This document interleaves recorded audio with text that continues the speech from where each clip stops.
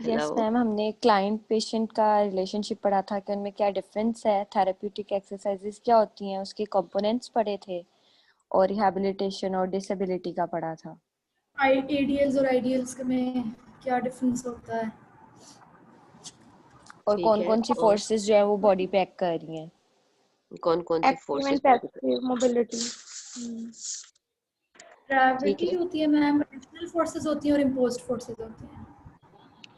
तो ये बता सकता है कि हमने क्या कहा था कि थेरेप्यूटिक एक्सरसाइजेस बेसिकली क्या है? आप में से कोई उसको डिफाइन कर सकता है कि क्या है therapeutic exercises? Ma'am ma'am the exercises which therapeutic provide relief. Ma'am that is associated with impairment और डिसफंक्शन।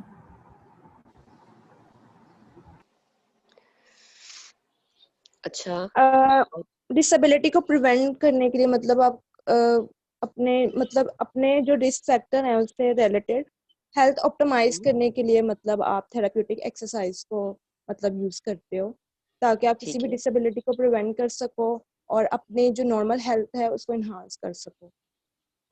ठीक है। तो कोई एग्जांपल पता है आपको कौन कौन सी थेरेप्यूटिक एक्सरसाइजेस है?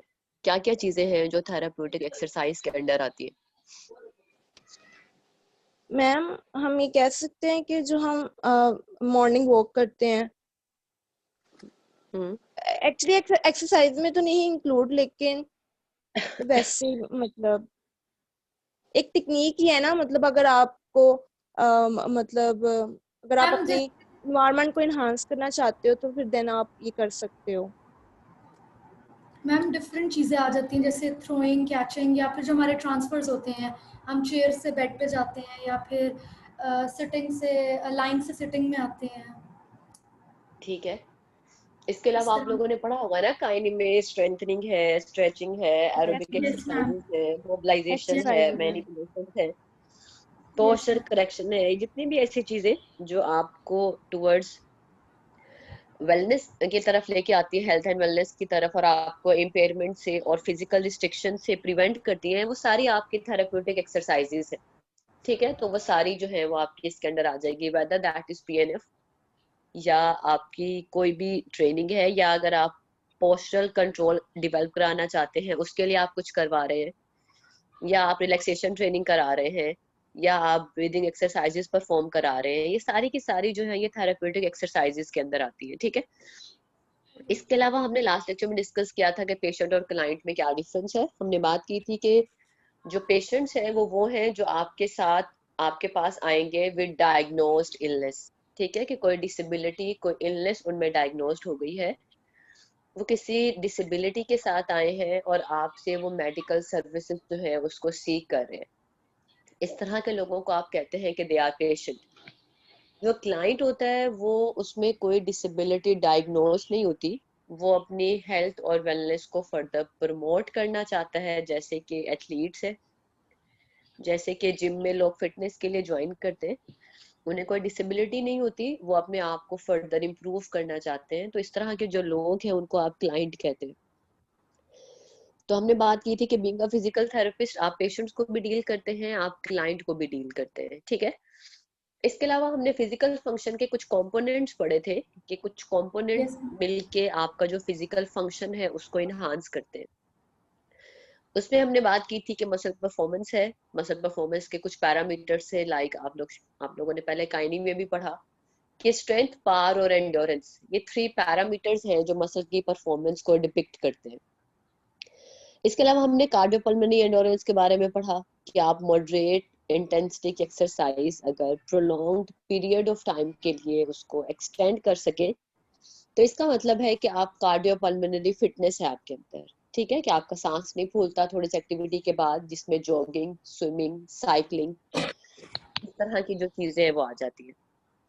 साथ में हमने डिस्कस किया था मोबिलिटी के बारे में कि आपकी रेंज ऑफ मोशन कंप्लीट है, जो आपकी जो फंक्शन एक्टिविटीज है उसमें हिंड्रेंस कॉज नहीं करती, कि आप फ्लेक्सिबल इनफ है, कि आपकी मूवमेंट्स जो है वो रेंजेस में कंप्लीट जा रही हैं।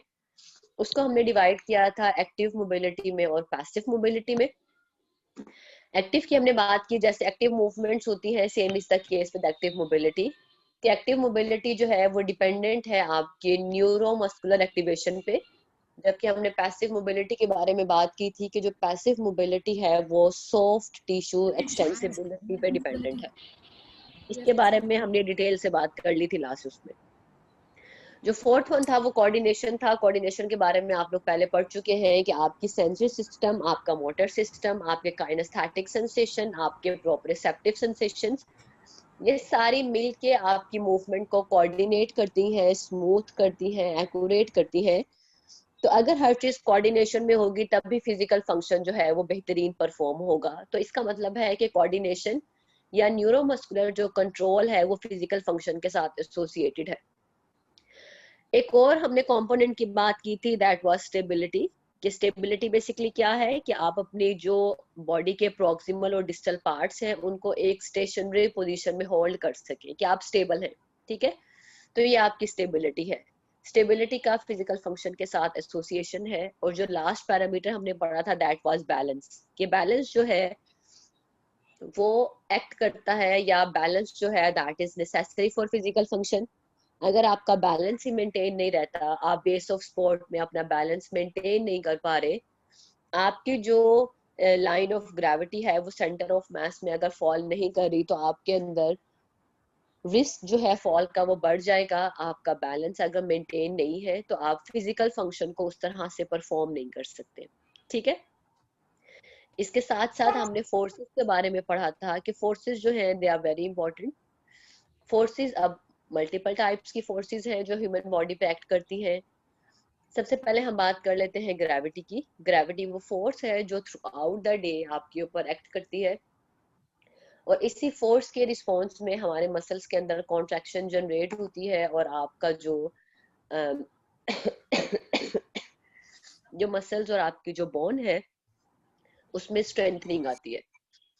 अब हमने पढ़ा था कि ग्रेविटी के अलावा एडिशनल फोर्सेस हैं। एडिशनल फोर्सेस क्या क्या हैं? जब आप फिजिकल एक्टिविटी परफॉर्म करते हैं तो आपके मसल्स कॉन्ट्रैक्ट करते हैं, वो आपके ऊपर एडिशनल फोर्स इम्पार्ट करते हैं। इसी तरह से जो आपके वेट ऑफ द बॉडी है वो आपके ऊपर एक फोर्स इम्पार्ट कर रहा है, और ये फोर्सेस बहुत ज्यादा इंपॉर्टेंट है कि आपकी जो मसल्स है जब उनके ऊपर एक फोर्स एक्सर्ट होती है उसके रिस्पॉन्स में ही वो वर्क करते हैं। ठीक है, जब मसल्स कॉन्ट्रैक्ट करते हैं तो जॉइंट पे मूवमेंट होती है।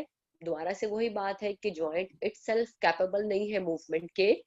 आपके जो मस्कुलर कॉन्ट्रैक्शंस हैं, जो मसल में टेंशन जनरेट होती है, वो आपके जॉइंट को मूव करवाती है। अगर ये फोर्सेस एक्ट ना करें, लाइक आप बेड बाउंड हो गए हैं, या आपने खुद को जैसे खुदा ना खास्ता कोई फ्रैक्चर हो गया है, इमोबिलाइज किया है आपको डॉक्टर ने, आपने कास्ट पहनी हुई है या आपने पीओपी लगाया हुआ है जिसको आप प्लास्टर ऑफ पेरिस कहते हैं, अब आपको बेड रेस्ट जो है वो रिकमेंडेड है। तो इतने अरसे में आपकी जो मसल्स हैं उनकी एट्रोफी स्टार्ट हो जाती है। इसका मतलब ये हुआ कि अगर मसल्स के ऊपर फोर्स लगती रहे, आपके जॉइंट्स मूवमेंट करते रहे, तो आपके जो मसल्स हैं उनका बल्क मेंटेन रहता है। अदरवाइज आपके जो मसल्स हैं उनकी एट्रोफी स्टार्ट हो जाती है। ठीक है, तो ये हमारी एडिशनल फोर्सेस हैं जो एक्ट करती है। एक हमने बात की थी इम्पोज्ड फोर्सेस की। इम्पोज्ड फोर्सेस या फिजिकल स्ट्रेसेस वो स्ट्रेस हैं जैसे खुदा ना खास्ता कोई एक्सीडेंट हो गया है तो एकदम से हाई थ्रेशोल्ड की फोर्स लगी जिसने आपकी बॉडी के जो लिगामेंट्स हैं उनमें स्ट्रेन कॉज कर दिया, जो मसल टेंडन्स हैं उनका स्ट्रेन हो गया है, आपकी जो बोन्स हैं उनके फ्रैक्चर्स हो गए हैं। तो ये वाली जो फोर्सेस है ये भी एक तरह की फोर्सेस है जो हमारी बॉडी के ऊपर एक्ट करती है। ठीक है, लेकिन ये उस केस में है जब हमारा खुदा ना खास्ता एकदम से ही कोई फिजिकल स्ट्रेस बढ़ गया। तो बीइंग अ फिजिकल थेरेपिस्ट हम अपने क्लिनिकल प्रैक्टिसेस में इन्हीं फोर्सेस को इस्तेमाल करते हैं पेशेंट की स्ट्रेंथ को इम्प्रूव करने के लिए। ठीक है, पेशेंट को रेजिस्टेंस अप्लाई करने के लिए। और यही डिफरेंट तरह की फोर्सेस हम जो बॉडी सिस्टम्स हैं, जैसे अगर हमारा फोर्सेस अगर हमारे ऊपर एक्ट नहीं करती, अगर मसल्स जो है वो कॉन्ट्रैक्ट नहीं करते, तो वो ब्लड सर्कुलेशन को भी आप कहें कि अफेक्ट करते हैं। आप लोगों ने पढ़ा होगा कि जो आपके काफ मसल्स हैं उनको हम पेरिफेरल हार्ट कहते हैं। पेरिफेरल हार्ट क्यों कहते हैं? क्योंकि काफ मसल्स जो है वो जब कॉन्ट्रैक्ट करते हैं तो उनकी ये पंपिंग एबिलिटी है कि वो पंप करके ब्लड को अपवर्ड भेजते हैं अगेंस्ट द ग्रेविटी। अगर काफ मसल्स में स्ट्रेंथ नहीं होगी तो वो पंपिंग एबिलिटी उनकी मेंटेन नहीं रहेगी, वो जो ब्लड है उसको पंप नहीं करेंगे और जो लोअर एक्सट्रीमिटी है वहां पे एडिमा हो जाएगा, पूलिंग ऑफ द ब्लड हो जाएगी। ठीक है, इसका मतलब है कि फोर्सेस जो है दे आर वेरी एसेंशियल कि आपके जो बॉडी सिस्टम्स हैं उसको रेगुलेट करें, साथ में आपके मसल्स की, आपकी बोन की स्ट्रेंथ के लिए ये बहुत ज्यादा इंपॉर्टेंट है। तो ये सब वो समरी है जो हमने लास्ट लेक्चर में पढ़ा था। होपफुली आप में से किसी को भी इसमें कोई प्रॉब्लम नहीं है। सबको क्लियर है ये चीज? Yes ma'am. Yes ma'am. जो फर्स्ट लेक्चर है उसका रिमेनिंग जो पार्ट है वो रह गया था, उसको हम गो थ्रू कर लेते हैं। ये सारी वो चीजें हैं जो मैंने अभी आपको गो थ्रू करवा दी है कि हमने क्या क्या चीजें हैं जो लास्ट लेक्चर में पढ़ ली थी। आज जो बेसिकली हमने पढ़ना है वो types of therapeutic exercise intervention है, और साथ में मैम मुझे एक बात पूछनी है। जी बेटा पूछे। मैम एक्चुअली ना मैं 4th सेमेस्टर की हूँ, तो हम कुछ फ्रेंड्स ने ना ये रजिस्टर कर लिया था सब्जेक्ट, तो हमें SHS वाले बोल रहे हैं आप ड्रॉप कर दो वरना आपका क्लैश आएगा एग्जाम्स में, फाइनल में। तो अब हम ये 8th सेमेस्टर का ड्रॉप कर दें क्या? आपने काइनी 1 2 पढ़ ली हुई है? Yes ma'am. काइनी 1 और 2 पढ़ ली है? जी मैम। बायोमैकेनिक्स 1 पढ़ ली हुई है? Yes ma'am. अगर आपने वो सब्जेक्ट्स पढ़ लिए हुए फिर आप इसको कंटिन्यू रख सकते हैं। हाँ, ये हो सकता है कि क्लैश इन अ सेंस आए कि आपके एक दिन में 2 पेपर्स हो, तो फिर ये वो वाले क्लैशेस रिमूव नहीं करते, फिर आपको अपने आप को प्रिपेयर करना पड़ेगा एक दिन में 2 सब्जेक्ट्स के लिए। तो मैम ये कह रहे हैं लास्ट टाइम एक स्टूडेंट का क्लैश आया था, उसका टाइमिंग का क्लैश आया था, सेम टाइम में 2 फाइनल्स थे, तो ऐसे ही इन्होंने होता है उसके साथ बिल्कुल कंप्रोमाइज नहीं था किया और उसको रीटेक पुलिस पे देना पड़ा था फाइनल। बेटा, ऐसे ही होता है कि आपके एक टाइम पे 2 पेपर्स होते हैं, तो आपने उसी टाइम फ्रेम के अंदर 2 पेपर्स कंप्लीट करने होते हैं। उस चीज में ओके कोई सर, थैंक रिलैक्सेशन नहीं यू। देता कोई आपको। अगर आपको लगता है कि आप नहीं मैनेज कर सकेंगे 2 पेपर्स फाइनल के विद इन अ डे और with in a same time frame, तो फिर आप बेशक इसको ड्रॉप कर दें, लेकिन अगर आपको लगता है कि आप कर सकते हैं तो फिर आप इसको कंटिन्यू करें। ओके, ये thank you so much ma'am. आपके ऊपर है कि आप उसको कर सकेंगे या नहीं। ठीक है, क्योंकि ये इस टाइम पे कॉम्प्रोमाइज नहीं करते इस चीज में, ना ये क्लैशेस रिमूव करते हैं, और आपको सेम टाइम फ्रेम में 2 पेपर्स अटेम्प्ट करने पड़ते हैं। ओके। बाकी असेसमेंट्स में इशू नहीं आता, लेकिन फाइनल्स के असेसमेंट्स में इशू आ जाता है। ठीक है, अच्छा, हमने आज क्या पढ़ना था? Types of therapeutic exercise intervention. Exercise safety क्या है, इसके अलावा कुछ मॉडल्स हैं जो डिसेबिलिटी और इम्पेयरमेंट के साथ एसोसिएटेड है। पहले हम देख लेते हैं कि क्या क्या टाइप्स हैं थेरेप्यूटिक एक्सरसाइज की। हमने भी बात की है कि थेरेप्यूटिक एक्सरसाइज जो प्रोसीजर है, इसमें आपकी डिफरेंट तरह की टेक्निक्स हैं, बहुत ज्यादा वैरायटी है इसमें टेक्निक्स की, एक्सरसाइजेस की, और वो जो टेक्निक्स हैं वो हम हर इंडिविजुअल पेशेंट के अकॉर्डिंगली सिलेक्ट करते हैं कि अच्छा इस इंडिविजुअल को, जैसे आप लोगों ने स्पेसिफिसिटी प्रिंसिपल पढ़ा था कि सपोज अगर आप स्ट्रेंथ को इम्प्रूव कराना चाहते हैं तो आप स्ट्रेंथ ट्रेनिंग के ऊपर फोकस करेंगे।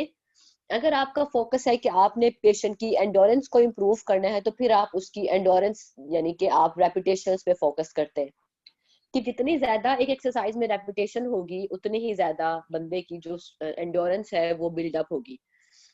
जितनी ज्यादा रेजिस्टेंस आप अप्लाई करेंगे उतनी ज्यादा स्ट्रेंथ इंप्रूव होगी। तो इंटेंसिटी और रेपिटेशन बहुत आर डिफरेंट। ठीक है, इंटेंसिटी होती है स्ट्रेंथ के लिए, रेपिटेशंस होती हैं एंडोरेंस के लिए। ठीक है, तो कहने का मतलब ये है कि इंडिविजुअल पेशेंट के अकॉर्डिंगली आप डिसाइड करते हैं कि ये जो वैरायटी ऑफ थेरेप्यूटिक एक्सरसाइज है आपके पास, इसमें से आपने उसको कौन सी करानी है।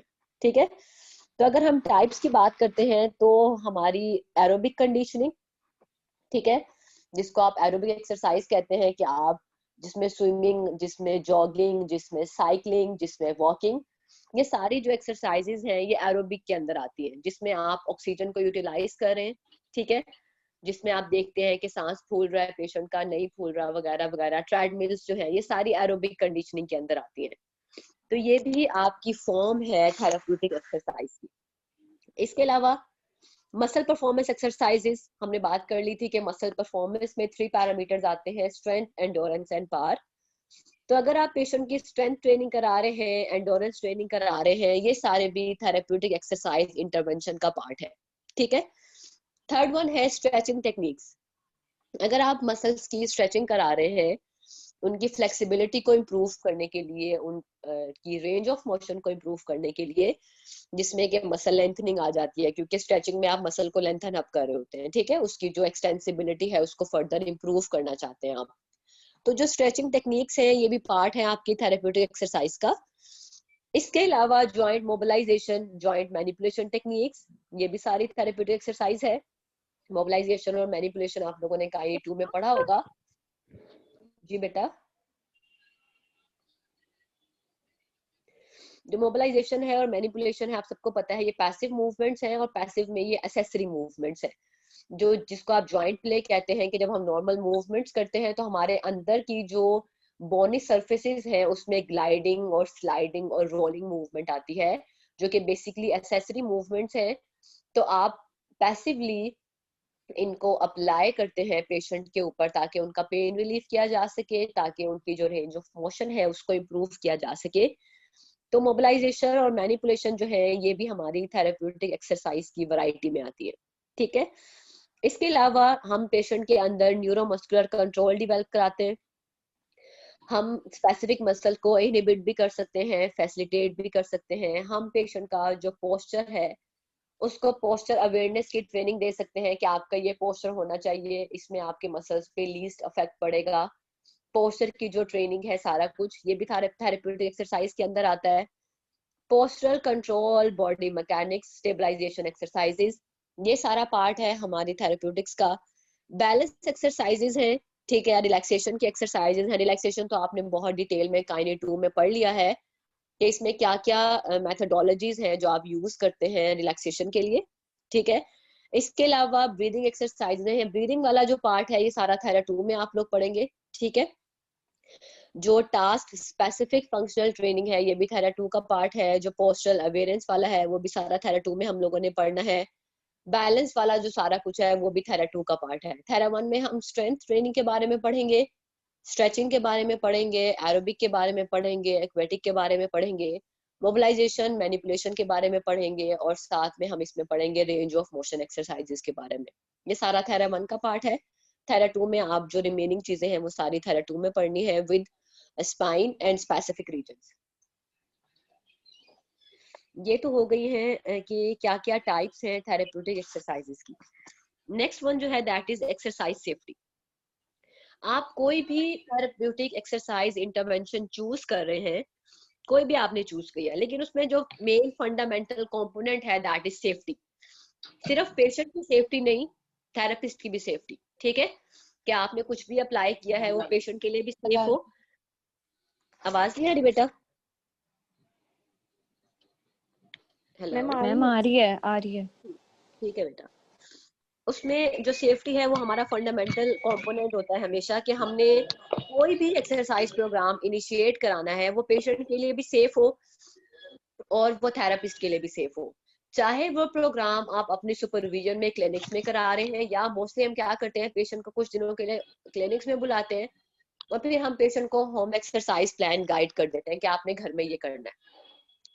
अब चाहे वो आपकी सुपरविजन में डायरेक्टली वो चीज परफॉर्म कर रहा है, चाहे आपने उसको एक होम प्लान गाइड किया है, आपने उसकी सेफ्टी को इंश्योर करना है, उसकी सेफ्टी को अपने माइंड में रखना है। आपने उसको सारी प्रिकॉशंस और सारी जो गाइडलाइंस है, जो रिस्ट्रिक्शंस है, उन सब के बारे में आप लोगों ने उसको बता देना, ठीक है। तो पेशेंट की सेफ्टी और थेरेपिस्ट की सेफ्टी जो है वो हर एक्सरसाइज से पहले बतानी है। तो ये एक्सरसाइज सेफ्टी है कि कोई भी एक्सरसाइज करें उसमें पेशेंट भी सेफ है, उसमें थेरेपिस्ट जो है वो सेफ है। अब इसमें बहुत से फैक्टर्स हैं जो पेशेंट की सेफ्टी के ऊपर डिपेंडेंट है।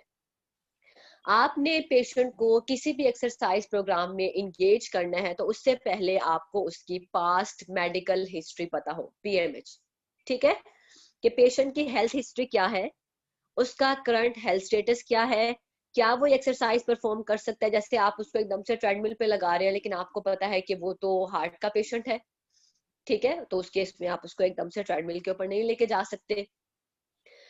आपको पता है कि उसकी कैपेसिटी जो है वो उस तरह की नहीं है, उसको रिस्पिरेटरी प्रॉब्लम्स हैं, लेकिन उसका सांस आपने जो है वो ट्रेडमिल पे आपने उसको चढ़ा दिया है, उसका सांस फूल रहा है, वो उसके साथ कोप अप नहीं कर पा रहा, तो हमेशा पास्ट मेडिकल हिस्ट्री और पेशेंट का करंट स्टेटस देखते हुए आप एक्सरसाइज प्रोग्राम जो है वो गाइड करते हैं।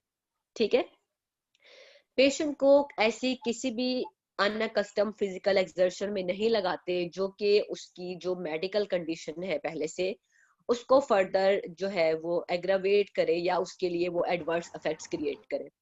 तो सबसे पहले एक्सरसाइज सेफ्टी में क्या हो गया, पेशेंट की पास्ट मेडिकल हिस्ट्री, पेशेंट का जो करंट हेल्थ स्टेटस है, ये सारे का सारा जो है वो आपने अपने माइंड में रखना है। सेकेंड वन क्या है, एक तो जो अब आप उसकी पास्ट मेडिकल हिस्ट्री और करंट हेल्थ स्टेटस के बारे में जब आप पूछेंगे तो आपने देखना है कि वो इसके साथ साथ कौन सी मेडिकेशंस ले रहा है, कोई रिस्क फैक्टर तो नहीं है। ठीक है, आपने एक्सरसाइज प्रोग्राम इनिशिएट करने से पहले सारे जो रिस्क फैक्टर्स हैं उसको देख लेना है। पेशेंट की जो फिजिशियन जिसके साथ वो पहले इन कांटेक्ट था उसकी तरफ से उसको मेडिकल क्लियरेंस मिल गई है कि क्या वो एक्सरसाइज प्रोग्राम अब इनिशिएट कर सकता है, नहीं कर सकता। ये सारी चीजें जो है ये आपने देखनी होती है prior to an exercise intervention, कि आप उसको कोई भी एक्सरसाइज कराने लगे उससे पहले उसके हेल्थ से रिलेटेड हर चीज के बारे में आपको आइडिया हो। ठीक है, वो जिस इन्वायरमेंट में एक्सरसाइज करे क्या वो इन्वायरमेंट जो है उसकी सेफ्टी को किसी भी तरह से अफेक्ट ना करता हो। ठीक है, कि वो जहाँ पे भी करेगा वहां पे एडुकेट स्पेस होगी, उसको एक्सरसाइज के लिए स्पोर्ट सरफेस प्रोवाइड हो, तो ताकि पेशेंट की जो सेफ्टी है वो कॉम्प्रोमाइज ना हो। अगर जो पेशेंट है वो किसी क्लिनिकल सेटिंग में कर रहा है काम, तो उसका जो इक्विपमेंट है जिसपे वो काम कर रहा है, जैसे सपोज अगर वो ट्रेडमिल कर रहा है तो ट्रेडमिल पहले से ठीक हो, उसकी सेटिंग जो है आपने उसको प्रॉपरली करके दी हो, या आप उसको कोई इलेक्ट्रोथेरेपी मोडालिटी लगा रहे हैं तो ऐसा ना हो कि उसकी कोई तार टूटी हुई हो कि पेशेंट को करंट लग जाए, या अगर आपने उसके ऊपर कोई मोडालिटी अप्लाई की है तो ऐसा ना हो कि वो एकदम से इतनी गर्म हो जाए कि पेशेंट को बर्न कॉज हो जाए। तो सेफ्टी ऑफ इक्विपमेंट जो है दैट इज ऑल्सो इम्पोर्टेंट, कि आप पेशेंट पे अपने क्लिनिकल सेटअप्स में या आपने उसको घर के लिए कुछ बताया है तो वो चीज अगर ठीक नहीं होगी तो ये पेशेंट की जो सेफ्टी है उसको कॉम्प्रोमाइज करेगी।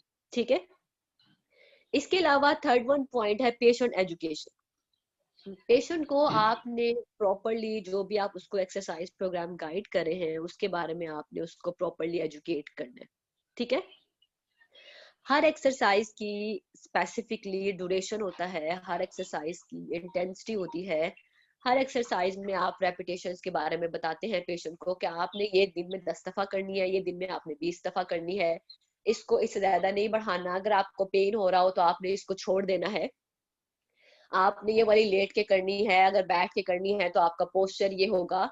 हर एक्सरसाइज से रिलेटेड आप पेशेंट को प्रॉपरली एजुकेट करते हैं कि आपने एक्सरसाइज को बेसिकली परफॉर्म किस तरह से करना है। ठीक है, उसमें करेक्ट मूवमेंट पैटर्न क्या होना चाहिए, आपने किस तरह से, किस इंटेंसिटी से, किस स्पीड से और किस ड्यूरेशन से उसको परफॉर्म करना है। साथ में आपने पेशेंट को बता देना है ये कि जब वो एक्सरसाइज करेगा तो साइंस ऑफ फैटीग क्या होंगे।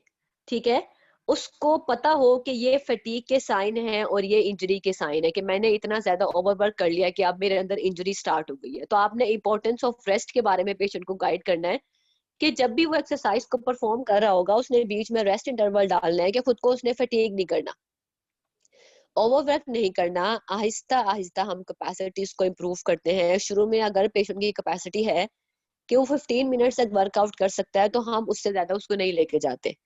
जब वो 15 मिनट से ज्यादा करने की उसकी कैपेबिलिटी इंक्रीज हो गई है तो हम आहिस्ता आहिस्ता उसको 20 पे ले जाएंगे, 25 पे, 30, 35, 40। बहुत शुरू में आप जो इंटेंसिटीज है उसको नहीं बढ़ा देते। ठीक है, तो आपने पेशेंट को बताना है कि इंपॉर्टेंस ऑफ रेस्ट क्या है। अगर वो रेस्ट करेगा तो बीच में जो उसको जो फटीग हुई है उससे उसकी रिकवरी हो जाएगी, और अगर वो रेस्ट नहीं करेगा तो फटीग से रिकवरी नहीं होगी और रिस्क ऑफ इंजरी जो है उसके चांसेस बढ़ जाएंगे। ठीक है, तो ये सारी चीजें जो है वो हमने पेशेंट को गाइड करनी होती है। अब सिर्फ जो है वो पेशेंट की सेफ्टी इंपॉर्टेंट नहीं है, थेरेपिस्ट की सेफ्टी जो है उसको भी कंसीडर करना चाहिए कि कोई वर्क रिलेटेड इंजरी जो है वो थेरेपिस्ट के ऊपर आए। Suppose being a physical therapist, आप पेशेंट को स्ट्रेंथ ट्रेनिंग करा रहे हैं। आप लोगों ने पढ़ा होगा काइनी 2 में कि जब हम रेजिस्टेंस अप्लाई करते हैं तो जरूरी नहीं होता कि हम रेजिस्टेंस हमेशा किसी डम्बेल की फॉर्म में या किसी मशीन की फॉर्म में ही दें। हम मैनुअल रेजिस्टेंस भी अप्लाई करते हैं पेशेंट के ऊपर, कि हम अपने हाथ से रोकते और पेशेंट को कहते हैं कि इसके अगेंस्ट जोर लगाए। अब क्या होता है उस केस में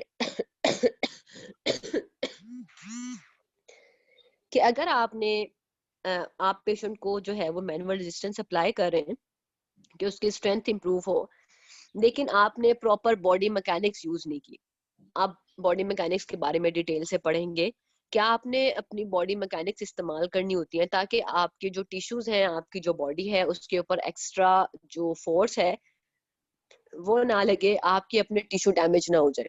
ठीक है, तो जब भी आप कोई एक्सरसाइज प्रोग्राम परफॉर्म कराते हैं, आप प्रॉपर बॉडी मैकेनिक्स को इस्तेमाल करते हैं ताकि आपकी बॉडी पे लीस्ट जोर पड़े। वरना मोस्टली लोग थेरेपिस्ट को देखते हैं जैसे फीमेल्स हो और कहते हैं आप तो इतनी वीक हैं, आप कैसे थोड़े से हेल्दी बंदे की एक्सरसाइज करा सकती हैं।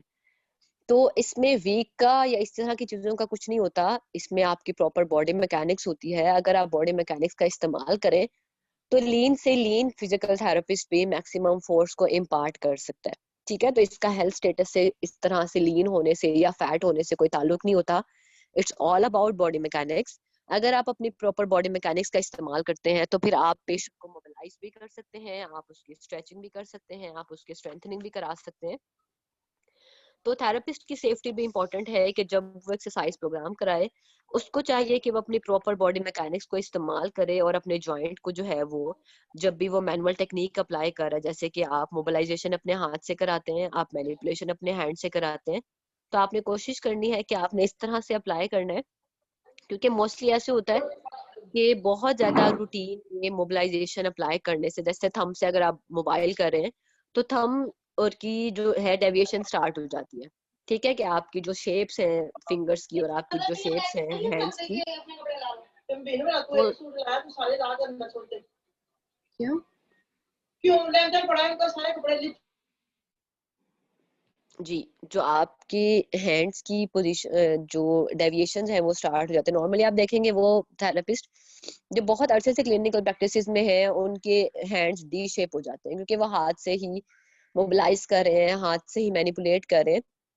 तो ये वाली जो चीजें हैं ये आपकी जो फिंगर्स हैं या जो आपके हैंड्स हैं उनके ऊपर इफेक्ट डालते हैं क्योंकि आप हाथ से मोबिलाइज करते हैं। तो बीइंग अ फिजिकल थेरेपिस्ट आपको चाहिए कि आप प्रॉपर बॉडी मैकेनिक्स का इस्तेमाल करें ताकि आपके जॉइंट्स जो हैं उनको प्रोटेक्ट किया जा सके। ठीक है, तो ये वाली जो सारी चीजें थी ये आपकी एक्सरसाइज सेफ्टी के साथ जो है वो एसोसिएटेड थी। जो नेक्स्ट वन है that is models of disablement. Disablement की अगर हम बात करते हैं तो इसको हम कैसे डिफाइन करते हैं? मुख्तलिफ हेल्थ क्लासिफिकेशन के मॉडल्स हैं, उसमें वो कहते हैं कि डिसेबलमेंट बेसिकली क्या है। It refers to impact and functional consequences of acute और क्रॉनिक कंडीशन। ठीक है, कि क्या है बेसिकली डिसेबलमेंट, कि आपको कोई एक्यूट कंडीशन आई है आपकी, या आपको कोई क्रॉनिक प्रॉब्लम हो गया, कोई डिजीज है, कोई इंजरी है, कोई कॉन्जेनिटल आप में कोई डिफॉर्मिटी थी या कोई डेवलपमेंटल अबनॉर्मैलिटीज आ गई थी, तो वो आपके स्पेसिफिक बॉडी सिस्टम पे एक्ट कर रही है जिसकी वजह से आपकी ह्यूमन परफॉर्मेंस जो है वो कॉम्प्रोमाइज हो रही है और आप अपनी जो इंडिविजुअल एबिलिटीज हैं, ठीक है, या फिर आपके जो सोसाइटल फंक्शन और रोल्स हैं आप वो परफॉर्म नहीं कर पा रहे। क्या है डिसेबलमेंट बेसिकली, कि आपके ऊपर कोई क्रॉनिक कंडीशन आई है, कोई आपके खुदा ना खास्ता इंजरी हो गई है आपको, या बाय बर्थ आप में कोई कंजेनिटल एबनॉर्मैलिटी थी, ठीक है, या फिर ऐसा हुआ कि आप बाय बर्थ तो नहीं थी लेकिन आहिस्ता आहिस्ता जैसे आप बड़े होते गए तो डेवलपमेंटल एबनॉर्मैलिटीज आ गई। ठीक है, किसी को स्कोलियोसिस डेवलप हुआ तो लेग लेंथ डिस्क्रिपेंसी हो गई है। इस तरह की कोई चीज जिसने आपकी जो एक्सपेक्टेड था आपको कि आप सोसाइटल फंक्शन और रोल परफॉर्म कर सकते हैं जो आपके लिए नेसेसरी है, उससे आपको रोक दिया है, कॉम्प्रोमाइज हो रही हैं आपकी बेसिक परफॉर्मेंसेस। तो इस तरह के बंदों को आप कहते हैं कि ये डिसेबलमेंट है। ठीक है, तो डिसेबलमेंट जो है इसके डिफरेंट मॉडल्स हैं जो आपने जो फर्स्ट आपका ये चैप्टर है इसमें पढ़ने हैं। अगर हम बात करते हैं मॉडल्स ऑफ डिसेबलमेंट की, तो इसमें नागी है, ठीक है, ICIDH है, NCMRR और ICF, ये कुछ मॉडल्स हैं जिनको आप मॉडल्स ऑफ डिसेबलमेंट कहते हैं। सबसे पहले जो है वो नागी मॉडल आया। नागी मॉडल जो है, इसके बाद इसमें कुछ ऑल्टरेशन हुई है, और जो नेक्स्ट मॉडल था that was international classification of impairment, disability and handicap, ठीक है, ये वाला मॉडल आ गया। इस मॉडल के बाद जो है, जब ये मॉडल पब्लिश हुआ तो WHO ने इस मॉडल को पब्लिश किया था, तो कुछ ऐसी चीजें थी जो इसके अंदर जो है आप कहें कि मिसिंग थी, या जो इसके अंदर इनकॉर्पोरेट नहीं की गई थी।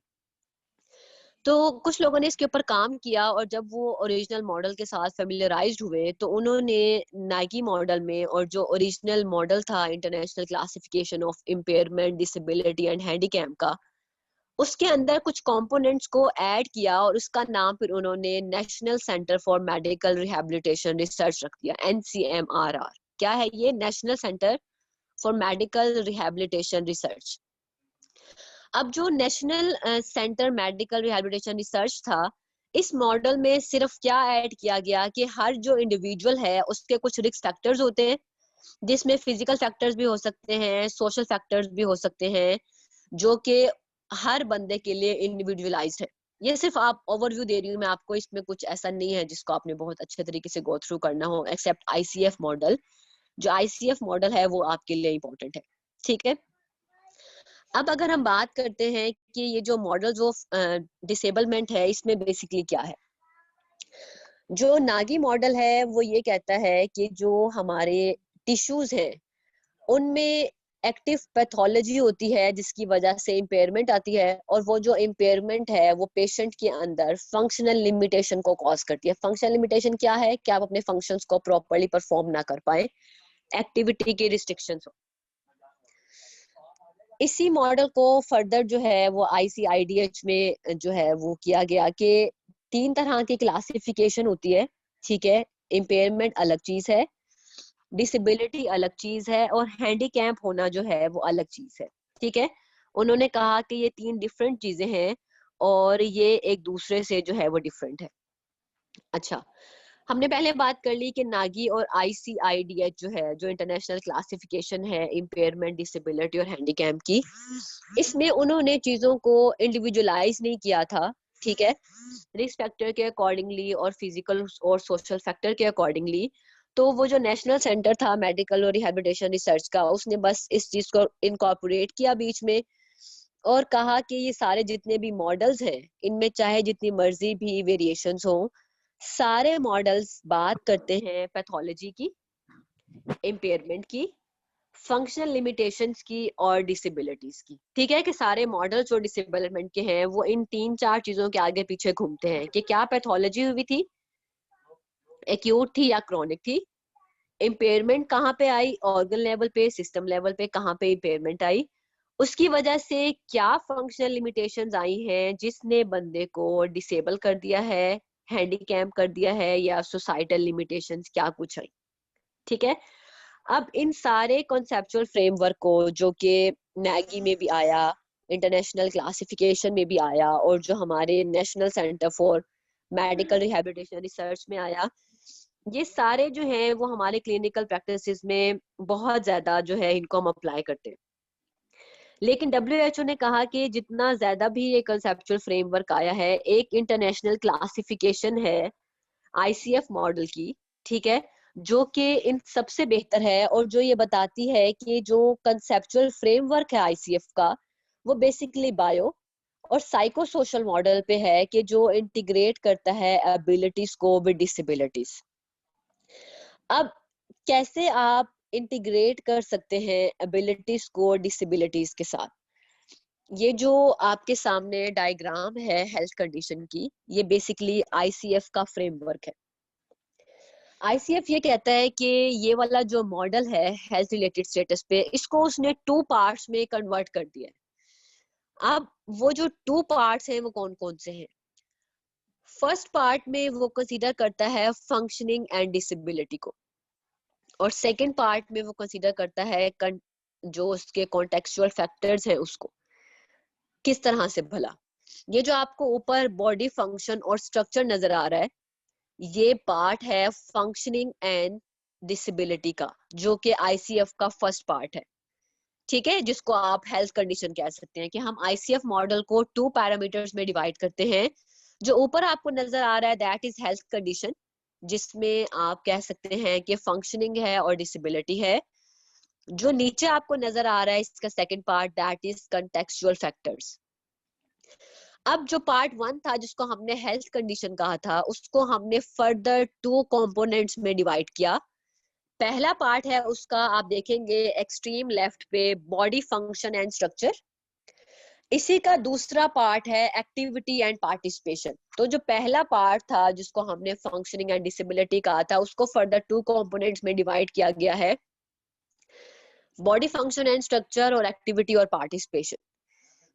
जो दूसरा है कंटेक्चुअल फैक्टर, उसको हमने डिवाइड किया है फर्दर 2 कंपोनेंट्स में, कि वो जो फैक्टर्स हो सकते हैं जो कंट्रीब्यूट कर सकते हैं वो 2 तरह के हो सकते हैं। या तो डिसेबिलिटी एनवायरमेंटल फैक्टर की वजह से हो सकती है, ठीक है, या फिर डिसेबिलिटी जो है वो बंदे के अपने पर्सनल फैक्टर्स की वजह से भी हो सकती है, ठीक है।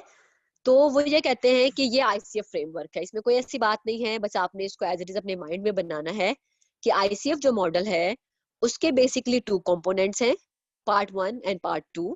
पार्ट 1 जो है that is related with functioning and disability, and part 2 is related with contextual factors, ठीक हो गया।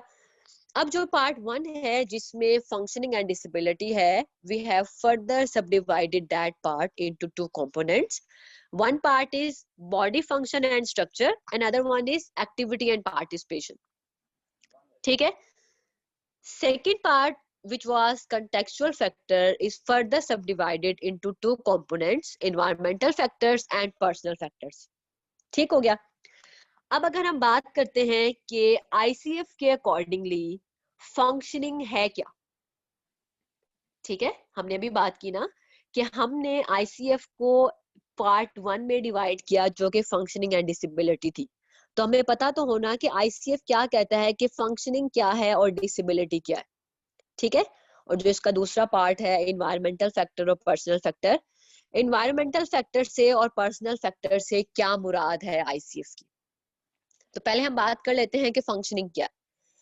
फंक्शनिंग बेसिकली है आपके जो बॉडी फंक्शंस हैं उनकी आपस की इंटीग्रिटी, कि आप अपनी जो लाइफ एक्टिविटीज हैं उसको परफॉर्म करने के लिए कैपेबल हो, ठीक है। If you are able to participate in life activities तो इसका मतलब ये है कि आपकी फंक्शनिंग ठीक है।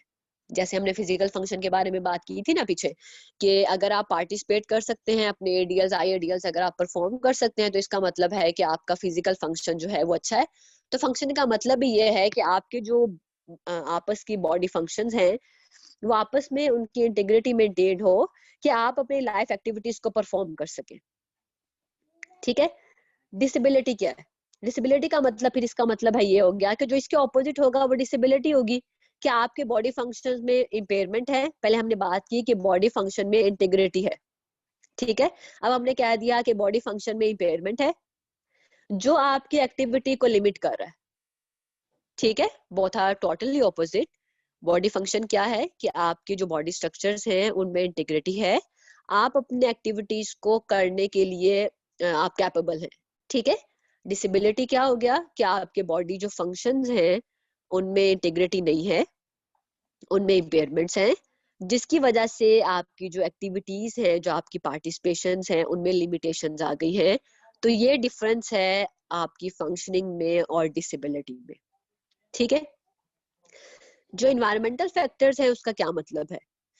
इन्वायरमेंटल फैक्टर्स का मतलब है कि जैसे हमारा जो पेशेंट है वो बगैर सहारे के नहीं चल सकता, आपने उसको असिस्टिव डिवाइस दे दिया, केन दे दिया है, फ्रेम दे दिया है, रोलर दे दिया है, ठीक है, स्टिक दे दिया।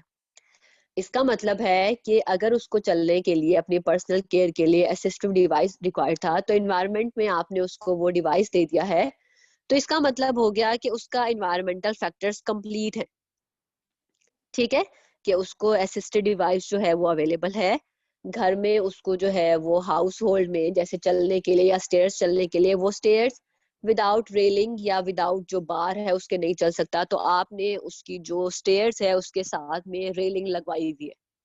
वॉशरूम में वो ऊंचे कमोड पे बैठ सकता है, नीचे डब्ल्यू सीट पे नहीं बैठ सकता, तो आपने उसके लिए कमोड अरेंज कर दिया है, तो इन्वायरमेंट उसके लिए फेवरेबल होता जा रहा है। ठीक है, तो ये हो गया उसका इन्वायरमेंटल फैक्टर। पर्सनल फैक्टर में क्या आता है?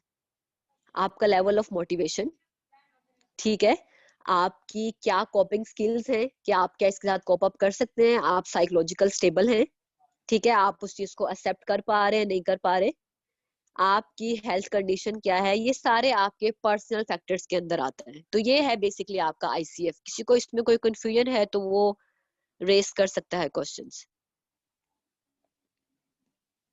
ये समझ आ गई है सबको? मैम पर्सनल फैक्टर दोबारा बता दें।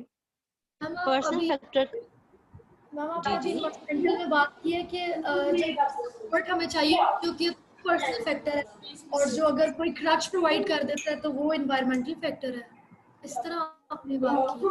देखो एक पेशेंट है वो चल सकता है लेकिन उसको असिस्टेंस रिक्वायर्ड है, ठीक है, अगर उसको असिस्टेंस नहीं मिली इसका मतलब है इन्वायरमेंट उसके लिए फेवरेबल नहीं है। समझ आ गई बात? Yes ma'am. तो अगर हम उसको चलने के लिए क्रच प्रोवाइड कर देंगे या वॉकर प्रोवाइड कर व्हाटसोएवर जो उसकी नीड है, तो इसका मतलब है हमने उसके लिए एनवायरनमेंट को फेवरेबल कर दिया। यस एक पेशेंट है वो स्लिपरी फ्लोर पे नहीं चल सकता, हमने फ्लोर के ऊपर रख डाल दिया, अब वो उसके ऊपर इजीली चल पा रहा है, इसका मतलब है हमने एनवायरनमेंट को उसके लिए फेवरेबल बना दिया। एक पेशेंट है जो ऊपर जो बार लगी हुई है या कोई शेल्फ है उसके ऊपर की चीज नहीं उठा सकता, रेंज ऑफ मोशन रिस्ट्रिक्शन है या कोई इम्पेयरमेंट है या कोई डिसेबिलिटी है, आपने उस चीज को उठा के ही नीचे वाली शेल्फ में रख दिया, अब वो वहां से उठा सकता है, आपने उसके लिए एनवायरनमेंट को फेवरेबल कर दिया। ठीक हो गया? पर्सनल फैक्टर में क्या है? पेशेंट को कोई प्रॉब्लम नहीं है लेकिन वो मोटिवेटेड नहीं है, पता लगे। ठीक है, पेशेंट को कोई प्रॉब्लम नहीं है लेकिन वो मोटिवेटेड नहीं है। अब अगर वो मोटिवेटेड नहीं है तो वो कुछ नहीं कर सकता, तो motivation, self esteem, acceptance, willingness, ये सारे आपके अपने पर्सनल फैक्टर हैं जो आपके साथ रिलेटेड है, जिसमें कोई कुछ नहीं कर सकता। समझ आ गई? Yes ma'am. तो ये डिफरेंस है एनवायरमेंटल फैक्टर में और पर्सनल फैक्टर के अंदर। ठीक है, सबको क्लियर है? ये किसी को problem? No ma'am, thank you. तो ये आईसीएफ मॉडल है, बाकी सब मॉडल्स की जो है डिटेल करने की जरूरत नहीं है, सिर्फ आईसीएफ मॉडल है जो कि हम अप्लाई करते हैं क्योंकि हमने इसमें मल्टीपल चीजें हैं। आप किसी भी कोई भी पेशेंट आपके पास क्लिनिक में आएगा, आप उसके ऊपर आईसीएफ मॉडल को अप्लाई करते हैं। किस तरह से अप्लाई करते हैं? आप ये देखते हैं कि ये अपने फंक्शंस किस तरह से परफॉर्म कर सकता है या नहीं कर सकता, ठीक है, डिसेबल है क्या है, क्या इसका इन्वायरमेंट इसके लिए फेवरेबल है। आप उसको एक्सरसाइज प्रोग्राम गाइड कर रहे हैं घर के लिए, आप उसको कहते हैं आपने स्टेयर क्लाइंबिंग करनी है और आपको पता चलता है उसका तो घर जो है वहां पे स्टेयर्स ही नहीं है, ठीक है, सिंगल फ्लोर उसका होम है, वहां पे तो स्टेयर्स ही नहीं है, तो इसका मतलब है उसका एनवायरनमेंट उसके लिहाज से ठीक नहीं है। तो अब फिर आप क्या मॉडिफिकेशंस करेंगे उसके लिहाज से, ठीक है, या आपको लगता है कि पेशेंट के पास सब कुछ है लेकिन वो खुद मोटिवेटेड ही नहीं है, तो आप पर्सनल फैक्टर्स के ऊपर किस तरह से काम करेंगे। तो कोई भी आपके पास पेशेंट आता है तो आईसीएफ जो फ्रेमवर्क है वो उसके ऊपर एप्लीकेबल होता है कि आप हर एस्पेक्ट जो है उस पेशेंट की रिहैबिलिटेशन के पॉइंट ऑफ व्यू से आप देखते हैं, ठीक है। तो ये सारी चीजें जो है वो हमने देखनी होती है। अब नेक्स्ट वन है कि क्या क्या की कंपोनेंट्स हैं प्रोसेस ऑफ डिसेबलमेंट में। अगर हम बात करते हैं की कंपोनेंट्स की, तो जो फर्स्ट वन की कंपोनेंट है उसमें हम क्या देखते हैं कि बेसिक पैथोफिजियोलॉजी क्या है, ठीक है। कुछ कंपोनेंट्स होते हैं प्रोसेस ऑफ डिसेबलमेंट में, जैसे हमने बात की थी डिसेबलमेंट की कि डिसेबलमेंट बेसिकली क्या है। हमने ये कहा कि कोई पेशेंट है, उसको एक्यूट या क्रोनिक कंडीशन है, उसको कोई डिजीज है, उसको कोई इंजरी है, उसको कोई कंजेनिटल प्रॉब्लम है, कोई डेवलपमेंटल एबनॉर्मेलिटीज है जो उसकी किसी स्पेसिफिक बॉडी सिस्टम को अफेक्ट कर रही है और उसकी जो परफॉर्मेंस है उसको कॉम्प्रोमाइज कर रही है, ठीक है। तो डिसेबलमेंट के लिए क्या क्या कंपोनेंट्स हो सकते हैं जो डिसेबलमेंट में आएंगे जो उसकी एक्टिविटी को रिस्ट्रिक्ट करें।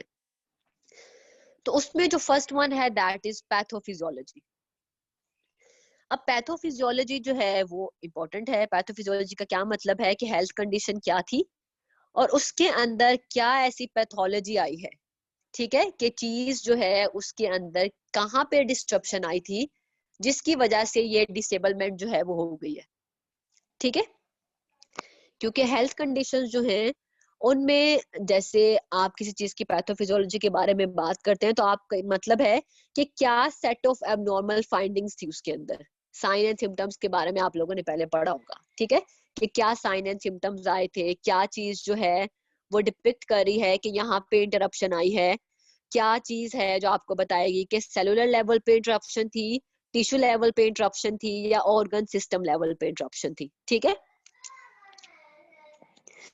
तो बेसिकली जो पैथोफिजियोलॉजी होती है उसमें आपको अंडरलाइंग पैथोलॉजी के बारे में नॉलेज होती है, ठीक है, कि होम्योस्टेसिस तो डिस्टर्ब नहीं हो गया, आपको पता है कि आपकी बॉडी का फंक्शन है कि वो अपने पीएच को, अपने वाटर को, अपनी जो चीजें हैं उसको खुद ही बैलेंस कर लेती है। इस फंक्शन को आप कहते हैं कि होम्योस्टेसिस जो है ये आपकी बॉडी का फंक्शन है। अब अगर पैथोफिजियोलॉजी है डिसेबलमेंट हो गई है तो हमें समझ आ गई है कि होम्योस्टेसिस जो है आपका वो डिस्टर्ब हो गया है। अब जो होम्योस्टेसिस डिस्टर्ब हुआ है तो आपको पता हो कि किस चीज की वजह से, ऐसी अंडरलाइन क्या पैथोलॉजी है जिसकी वजह से ये हो गया है, ठीक है। तो अगर आपके पास जो है वो पता है आपको कि अंडरलाइन पैथोलॉजी क्या है और आपने एक एक्यूरेट मेडिकल डायग्नोसिस बना लिया है, ठीक है, चाहे आपके पास पेशेंट एक एक्यूरेट मेडिकल डायग्नोसिस के साथ आया है, थेरेपिस्ट को स्पेसिफिक हेल्थ कंडीशन के बारे में थॉरो नॉलेज होनी चाहिए, ठीक है। उसको पता होगा कि अगर मेरे पास सेम मेडिकल डायग्नोसिस के दो पेशेंट आए, जैसे अगर आपके पास रूमेटॉइड आर्थराइटिस के दो पेशेंट आ जाते हैं और रेडियोलॉजिकली आपको पता चल गया है कि किस हद तक जॉइंट की डिस्ट्रक्शन हो गई है, आपको पता है कि इम्पेयरमेंट है, एक्टिविटी लिमिटेशन है, पार्टिसिपेशन रिस्ट्रिक्शन है, सब कुछ है, फिर भी आप दो सेम डायग्नोसिस के पेशेंट पे सेम ट्रीटमेंट अप्लाई नहीं कर सकते। क्यों नहीं अप्लाई कर सकते? सिर्फ डायग्नोसिस इंपॉर्टेंट नहीं होता, हमने अभी पीछे बात की थी कि आपने जब भी कोई एक्सरसाइज अप्लाई करनी है, एक्सरसाइज सेफ्टी के लिए दैट्स इंपॉर्टेंट कि आपको पास मेडिकल हिस्ट्री, क्या वो करंट मेडिकल स्टेटस क्या है उसका, उसके पास मेडिकल क्लियरेंस है नहीं है, वगैरह वगैरह, इस सारी चीजों के बारे में आपको नो हाउ होनी चाहिए। अब वो जो नो हाउ है वो आपको क्यों होनी चाहिए? क्योंकि हर पेशेंट जो है वो सबको सेम मेडिसिन सूट नहीं करती।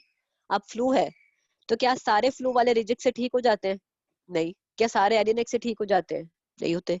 क्या सबको सिर्फ अगर आप जो शानदार या फ्लूइज या इस तरह के शासन देते हैं वो ठीक हो जाते हैं? नहीं होते। किसी को क्या सूट करता है, किसी को क्या सूट करता है। Same is the case with therapeutic exercises. किसी को कौन सी जो ट्रीटमेंट है उससे बेनिफिट होता है, किसी को किसी और ट्रीटमेंट से बेनिफिट होता है। तो वेदर आपके पास एक्यूरेट मेडिकल डायग्नोसिस के साथ दो सेम तरह के पेशेंट आए कि दोनों को आरए है रूमेटॉइड आर्थराइटिस, दोनों को ओए है ऑस्टियो आर्थराइटिस,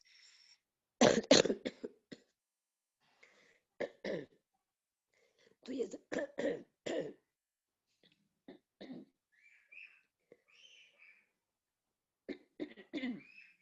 तो ये जरूरी नहीं है कि आपके जो दो तरह के पेशेंट हो उनके ऊपर सेम ट्रीटमेंट जो है वो अप्लाई हो सके, ठीक है। तो बीइंग अ फिजिकल थेरेपिस्ट आपको सारी पैथोफिजियोलॉजी जो है वो पता हो कि आरए के पीछे क्या पैथोफिजियोलॉजी है, रूमेटॉइड आर्थराइटिस के पीछे क्या पैथोफिजियोलॉजी है, ये सारी चीजें जो है वो आपको पता होनी चाहिए। तो पहली चीज जो डिसेबलमेंट में है that is pathophysiology. Second one is impairment. Impairment क्या है? इम्पेयरमेंट जो है वो फिजियोलॉजिकल भी हो सकती है, एनाटॉमिकल भी हो सकती है, साइकोलॉजिकल भी हो सकती है। अब जो इम्पेयरमेंट है उसकी बहुत से साइन एंड सिम्टम्स आते हैं जो आपकी बॉडी सिस्टम के ऊपर रिफ्लेक्ट होते हैं। अब इम्पेयरमेंट्स जो है इसमें आपकी जो साइन एंड सिम्टम्स हैं ये आपकी बॉडी सिस्टम पे, ऑर्गन पे, टिश्यू लेवल पे जो अबनॉर्मैलिटीज हैं उसको रिफ्लेक्ट करते हैं। अब ये जो इम्पेयरमेंट्स हैं इनको असल में हम डिफरेंट तरह की टाइप्स के लिहाज से जब मैं आपको समझाऊंगी तो आपको समझ आएगी कि इम्पेयरमेंट्स को अगर हम बॉडी सिस्टम्स के ऊपर अप्लाई करें तो हम उसको किस तरह से डिवाइड करते हैं। आईसीएफ मॉडल ये कहता है कि जो इम्पेयरमेंट्स हैं उनको हम बॉडी फंक्शन और बॉडी स्ट्रक्चर के लिहाज से डिवाइड कर रहे थे। अभी हमने पीछे देखा है ना कि हमने आईसीएफ के अकॉर्डिंगली कहा कि हम उसको 2 कंपोनेंट्स में डिवाइड कर रहे हैं, बॉडी स्ट्रक्चर और फंक्शन, और एक्टिविटी और पार्टिसिपेशन। ठीक है, तो आईसीएफ के अकॉर्डिंगली जब हमने इम्पेयरमेंट को डिवाइड किया है बॉडी फंक्शन और बॉडी स्ट्रक्चर में, तो फिजिकल थेरेपिस्ट को चाहिए कि वो टिपिकली जो केयर है और सर्विसेज हैं उनको जो पेशेंट है इम्पेयरमेंट के साथ उनको प्रोवाइड करे, क्योंकि ये वाली जो इम्पेयरमेंट्स हैं वो बॉडी फंक्शन और स्ट्रक्चर में कहाँ कहाँ पे सिस्टम्स को अफेक्ट कर रही हैं। वो आपकी मस्कुलोस्केलेटल सिस्टम है, आपका न्यूरोमस्कुलर सिस्टम है, कार्डियोपल्मोनरी सिस्टम है, और इंटेगुमेंट्री है। Integumentary mean skin. अब क्या कॉमन फिजिकल इम्पेयरमेंट्स आती हैं, हम बात कर लेते हैं मस्कुलोस्केलेटल पॉइंट ऑफ व्यू से, जो फिजिकल थेरेपिस्ट डील करते हैं। मस्कुलोस्केलेटल पॉइंट ऑफ व्यू से pain is a type of impairment. हाँ, हमारे पास जो पेशेंट आते हैं हम उनका पेन मैनेज करते हैं, तो इसका मतलब है इम्पेयरमेंट में जो मस्कुलोस्केलेटल में पेन आई है वो बीइंग अ फिजिकल थेरेपिस्ट हम मैनेज कर सकते हैं। इसके अलावा मस्कुलोस्केलेटल पॉइंट ऑफ व्यू से क्या इम्पेयरमेंट है? Muscle weakness, decrease muscular endurance, limited range of motion, वो किसी भी वजह से हो सकती है, जॉइंट कैप्सूल में रिस्ट्रिक्शन आए या हमारे जो कनेक्टिव टिश्यूज हैं जॉइंट के इर्द गिर्द उनमें कोई प्रॉब्लम आ गई है, या हमारे मसल में टाइटनेस हो गई है, मसल शॉर्ट हो गए हैं, या जॉइंट जो है बहुत ज्यादा हाइपर मोबाइल हो जाए। आप लोगों ने फ्लेल जॉइंट्स के बारे में पढ़ा था, ठीक है? तो जॉइंट अगर बहुत ज्यादा हाइपर मोबाइल हो जाए तो ये इम्पेयरमेंट है, अगर जॉइंट बहुत ज्यादा हाइपर मोबाइल हो जाए तो इम्पेयरमेंट है। जैसे हम कहते हैं ना, excess of everything is bad, तो सेम इज द केस, अगर जॉइंट बहुत ज्यादा हाइपर मोबाइल है तो भी प्रॉब्लम है, अगर जॉइंट बहुत ज्यादा हाइपर मोबाइल है तो भी प्रॉब्लम है। फॉल्टी पोस्चर है या लेंथ और स्ट्रेंथ का इम्बैलेंस है, ये सारी मस्कुलोस्केलेटल लेवल से इम्पेयरमेंट्स हैं हमारी, जो बीइंग अ फिजिकल थेरेपिस्ट हम डील करते हैं। जहां तक बात है न्यूरोमस्कुलर की, तो न्यूरोमस्कुलर में भी पेन आता है, ठीक है? साथ में कोऑर्डिनेशन में कोई प्रॉब्लम है, इनकोऑर्डिनेशन हो गई है, इनकोऑर्डिनेशन एक इम्पेयरमेंट है। इनकोऑर्डिनेशन के लिए आप क्या कुछ कर सकते हैं, वो सारा वही काइनी 2 में है। आप लोगों ने पढ़ा था इनकोऑर्डिनेशन 4 वजह से हो सकती है, या मस्कुलर वीकनेस की वजह से इनकोऑर्डिनेशन हो सकती है, या मसल स्पास्टिसिटी की वजह से इनकोऑर्डिनेशन हो सकती है, या लॉस ऑफ काइनेस्थेटिक और प्रोप्रियोसेप्टिव सेंसेशन की वजह से इनकोऑर्डिनेशन हो सकती है, ठीक है? या जिसको आपने कहा था एटेक्सिया हो जाए तो इनकोऑर्डिनेशन हो सकती है। तो इसका मतलब है कि अगर ये सारी चीजें आएंगी तो हमने इनके प्रिंसिपल्स पढ़ लिए थे री एजुकेशन के, कि अगर वीकनेस है तो स्ट्रेंथनिंग करानी है, स्पास्टिसिटी है तो रिलैक्सेशन करानी है, एटेक्सिया है तो फ्रैंकल एक्सरसाइजेस करानी है, और अगर आपकी एक और चीज हमने अभी डिस्कस की थी, 4th टाइप इनकोऑर्डिनेशन स्पास्टिसिटी की वजह से होती है, वीकनेस हाँ काइनेस्थेटिक और प्रोप्रियोसेप्टिव सेंसेशन की वजह से अगर होती है तो उस केस में आप काइनेस्थेटिक जो सेंस है स्टीरियोग्नोसिस की और बाकी चीजें उसको आप इम्प्रूव कराते हैं। तो वो सारी चीजें जो है ये इम्पेयरमेंट है, और इसको फिजिकल थेरेपिस्ट जो है वो डील करता है, तो आप इसको उस तरह से डील कर सकते हैं, ठीक है? कार्डियोवास्कुलर या पल्मोनरी इम्पेयरमेंट्स कौन सी होती हैं? एरोबिक कैपेसिटी कम हो, जिसकी हमने पहले बात की थी कि आपकी जो कार्डियोपल्मोनरी एंडोरेंस है वो कम है, ठीक है? आपकी सर्कुलेशन अगर इफेक्ट हो रही है, ठीक है, कार्डियोवास्कुलर है, सर्कुलेशन इफेक्ट होगी, ये एक इम्पेयरमेंट है, इसको हम being a physical therapist deal करते हैं। एंकल पंप्स हम पेशेंट को कराते हैं, और कुछ मसाज होते हैं लिम्फेडिमा के लिए और बाकी सब चीजों के लिए, तो वो, या जो हम मसल स्ट्रेंथ एक्सरसाइज कराते हैं, ये सारी चीजें जो है वो इम्पेयरमेंट को डील करते हैं। इंटेगुमेंट्री में क्या है? स्किन की हाइपोमोबिलिटी, जब कोई पेन हो या कोई कट लगता है, स्किन जो है वो फेशिया के साथ चिपक जाती है, उसकी मोबिलिटी जो है वो हिंडर होती है, हम सॉफ्ट टिश्यू मोबिलाइजेशन वगैरह कराते हैं और बाकी चीजें, ताकि जो स्किन है उसकी जो मूवमेंट है उसको दोबारा से रीगेन किया जा सके, और जो क्या कहते हैं मोबिलिटी है उसको रीगेन किया जा सके। तो ये कुछ इम्पेयरमेंट्स हैं, टाइप्स ऑफ इम्पेयरमेंट्स, जिनको हम एज फिजिकल थेरेपिस्ट जो है वो डील करते हैं, ठीक है?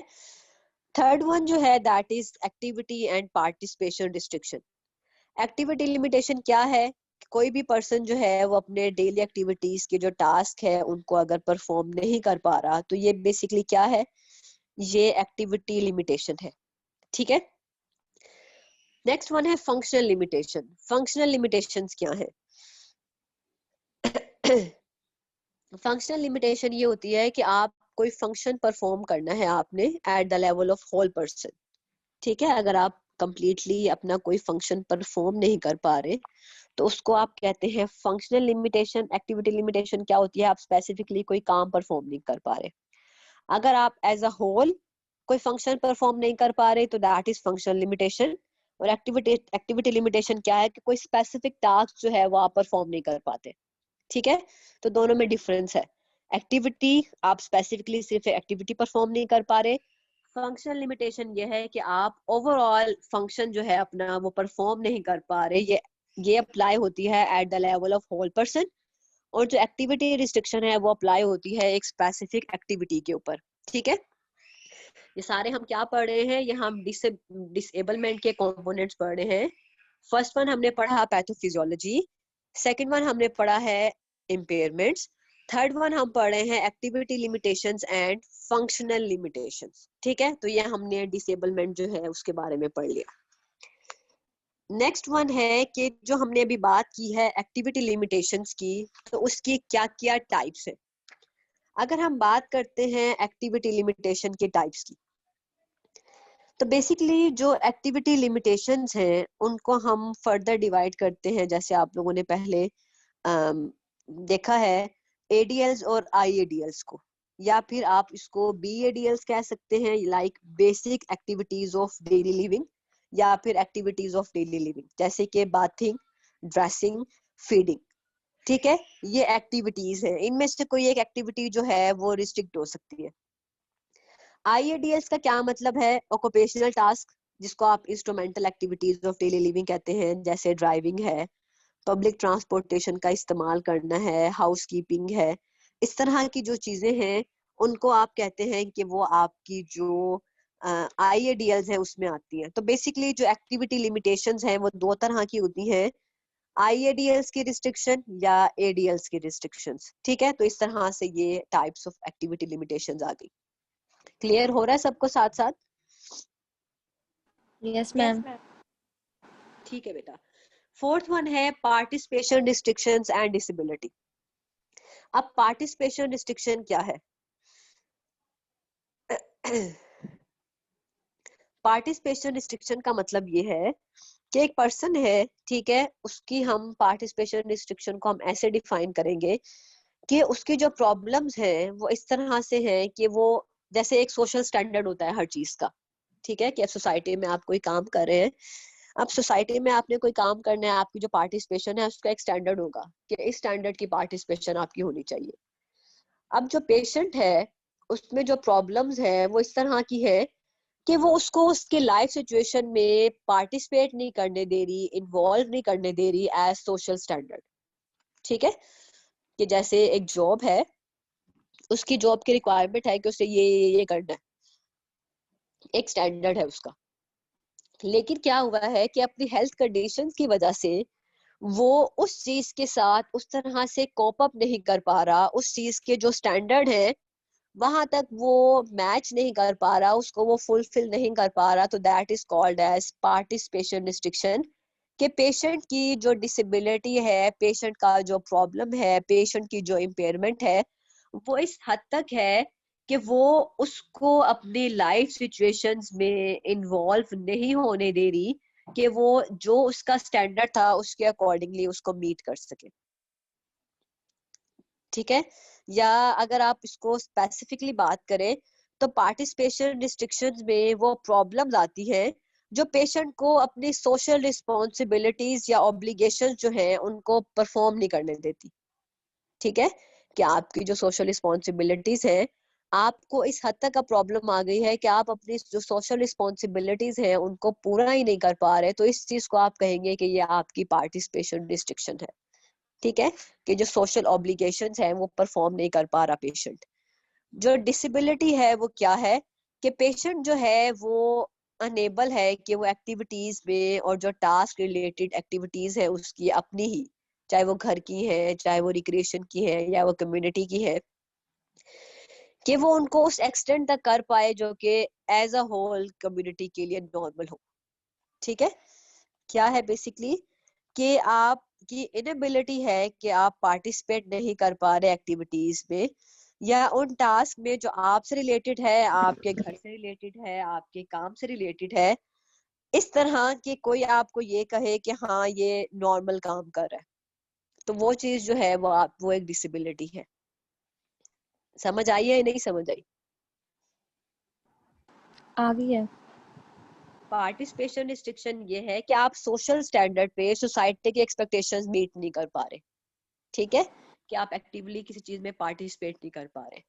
डिसेबिलिटी ये है कि चाहे वो आपकी चीज हो, आपके काम की चीज हो, आपके आइडियल्स हो, आप उनमें उस तरह से काम नहीं कर पा रहे जिसको नॉर्मल कंसीडर किया जाए। ठीक है कि आप कर तो रहे हैं, लेकिन वही बात है कि वो इतना अफेक्टिव नहीं है, इतना अच्छा नहीं है कि वो नॉर्मल कंसीडर हो, तो वो चीज जो है वो डिसेबिलिटी है। तो ये जो डिसेबलमेंट के जो कंपोनेंट्स हैं उनमें क्या क्या चीजें आती हैं? फर्स्ट वन हमने बात की थी पैथोफिजियोलॉजी की, सेकंड वन हमने बात की इम्पेयरमेंट की, थर्ड वन हमने बात की एक्टिविटी लिमिटेशंस की, ठीक है, फोर्थ वन हमने बात की पार्टिसिपेशन रिस्ट्रिक्शन एंड डिसेबिलिटी की, ठीक है।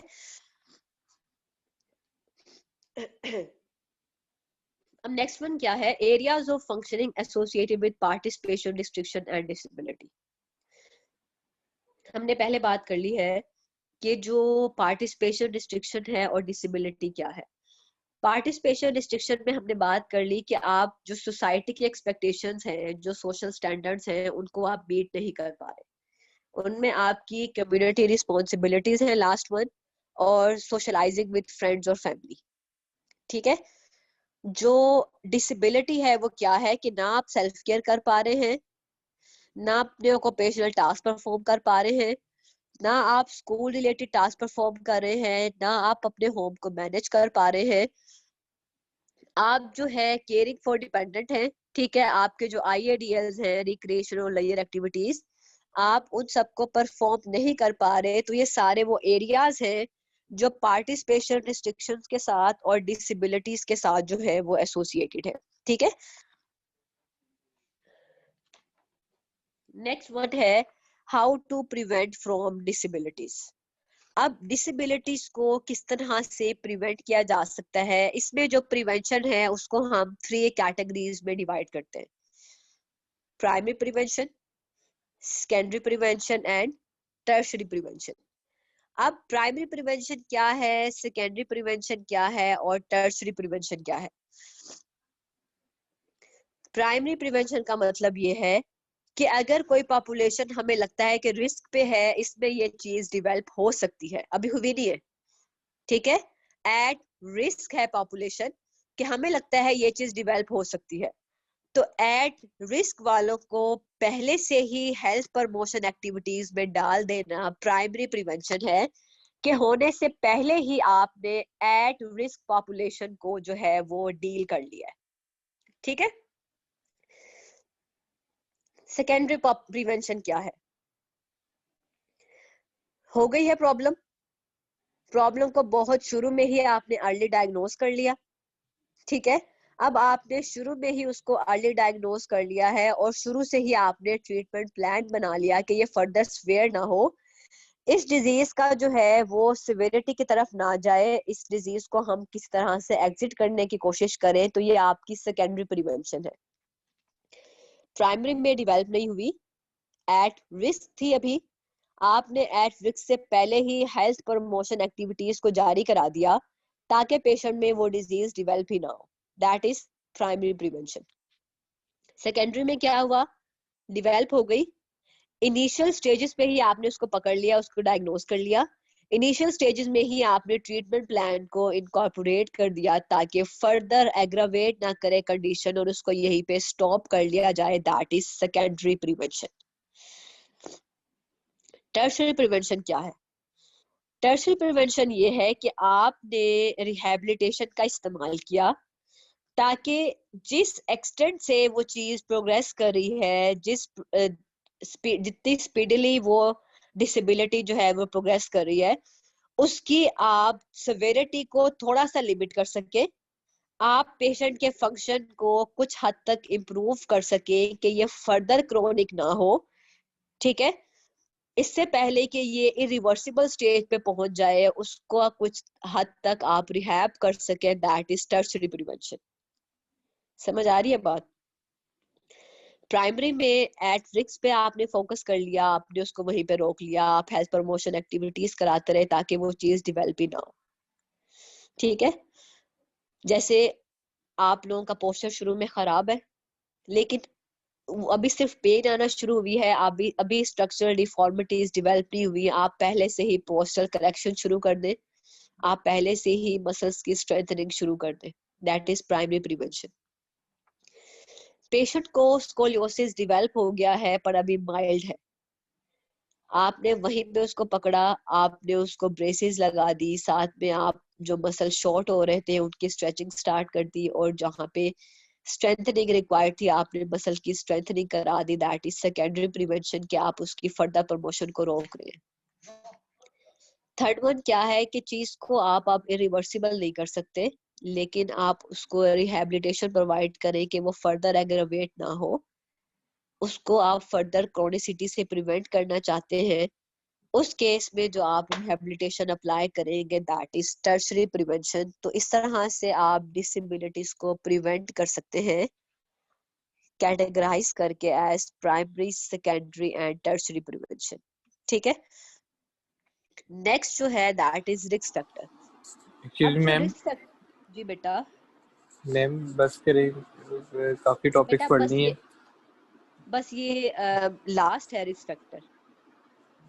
ठीक है मैम, ये बस 3 स्लाइड्स रह गई आपकी। जी राइट, ठीक है, थैंक यू।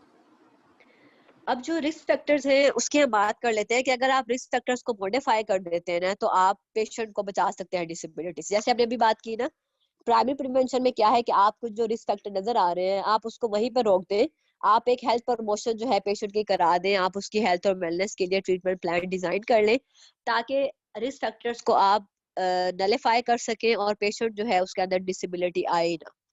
ठीक है, तो रिस्क फैक्टर से आपने क्या करना है कि रिस्क फैक्टर्स को आपने आइडेंटिफाई करना है, मॉडिफाई करना है, ताकि आप डिसेबिलिटीज को प्रिवेंट कर सके, क्योंकि जो रिस्क फैक्टर हैं वो इलनेस से पहले प्रेजेंट होते हैं। ठीक है, आप उनको अगर पहले से ही आप रोक देंगे तो उस तरह से आप डिसेबिलिटीज जो है उसको प्रिवेंट कर सकते हैं। अब जो रिस्क फैक्टर्स हैं वो कौन कौन से हैं, जैसे हमने इम्पेयरमेंट्स को क्लासिफाई किया था एज मस्कुलोस्केलेटल, न्यूरोमस्कुलर, ठीक है, इंटेगुमेंट्री और कार्डियोपल्मोनरी। इस तरह से हम रिस्क फैक्टर को भी कैटेगराइज करते हैं as biological factors, lifestyle factors, socio economic and physical factors.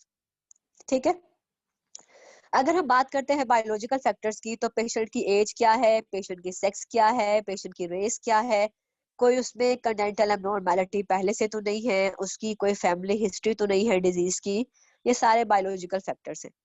ठीक है, अगर हम बात करते हैं लाइफस्टाइल की, तो पेशेंट का सेडेंटरी लाइफस्टाइल तो नहीं है, वो अल्कोहल तो नहीं पीता, वो ड्रग्स तो नहीं लेता, उसकी न्यूट्रिशन पुअर है या नहीं है, उसकी मोटिवेशन किस तरह की है, क्या वो उसके अंदर कोपिंग स्किल्स है नहीं है, क्या वो स्ट्रेस को बेयर कर सकता है नहीं कर सकता। तो इसमें उसके पर्सनल फैक्टर भी आ जाते हैं, उसके एनवायरमेंटल फैक्टर्स भी आ जाते हैं। ठीक है, लाइफस्टाइल फैक्टर्स के अंदर जो सोशल इकोनॉमिक फैक्टर है उसमें क्या है कि low level of education, low economic status, जैसे गरीब है या कुछ इस तरह की चीजें, ठीक है, ये वाली चीजें, या वो स्लम एरियाज में रहते हैं, ये वाली चीजें।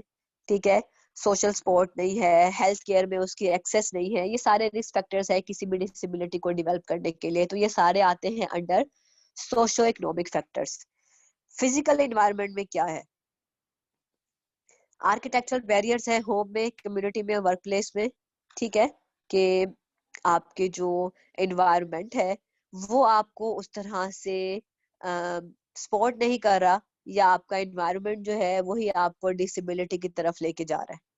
ठीक है, अर्गोनॉमिक कैरेक्टरिस्टिक्स हैं घर में, स्कूल में, जैसे आप यूनिवर्सिटी में हैं और आपको बैठने के लिए प्रॉपरली डिजाइन चेयर्स नहीं मिलती, आपको स्टूल्स पे बैठना पड़ता है 1.5-2 घंटे क्लास में, जिसके ऊपर आर्म रेस्ट नहीं है, जिसके साथ बैक रेस्ट नहीं है, जिसके साथ जो है वो हेड रेस्ट नहीं है, वरना प्रॉपर जो चेयर्स हैं उसके ये एलिमेंट्स होते हैं, आप लोग पढ़ेंगे डिटेल से, अगर आप लोगों ने, वरना बायो मैकेनिक्स 2 में आप लोगों ने पढ़ लिया होगा कि हाइट इतनी होनी चाहिए, आपकी आइस का लेवल ये होना चाहिए, लेकिन अगर ये सब चीजें नहीं है तो ये आहिस्ता आहिस्ता आपके पोस्चर को अफेक्ट करती है और आपको डिसेबिलिटी की तरफ लेके जा सकती है। ठीक है, तो फिजिकल एनवायरनमेंट में एर्गोनॉमिकल प्रिंसिपल्स होना बहुत जरूरी है। अगर चेयर की एर्गोनॉमिक्स, फर्नीचर की एर्गोनॉमिक्स, हाउस होल्ड जो चीजें हैं उनमें एर्गोनॉमिक्स के प्रिंसिपल अप्लाई नहीं होंगे तो ये सारी चीजें आपको डिसेबिलिटी की तरफ लेके जा सकती हैं, और ये सारे वो रिस्क फैक्टर्स हैं जो डिसेबिलिटी की तरफ लेके जाते हैं। ठीक है, तो जो फर्स्ट आपका लेक्चर था उसमें हमने थेरेप्यूटिक एक्सरसाइज के बारे में पढ़ा, क्या डिफरेंस था पेशेंट में और क्लाइंट्स में, ये हमने थॉरली देख लिया। फिजिकल फंक्शन क्या है और इसके क्या क्या कंपोनेंट्स हैं, और मॉडल ऑफ डिसेबलमेंट क्या है। किसी को इनमें कोई प्रॉब्लम है तो वो क्वेश्चंस रेज कर सकता है।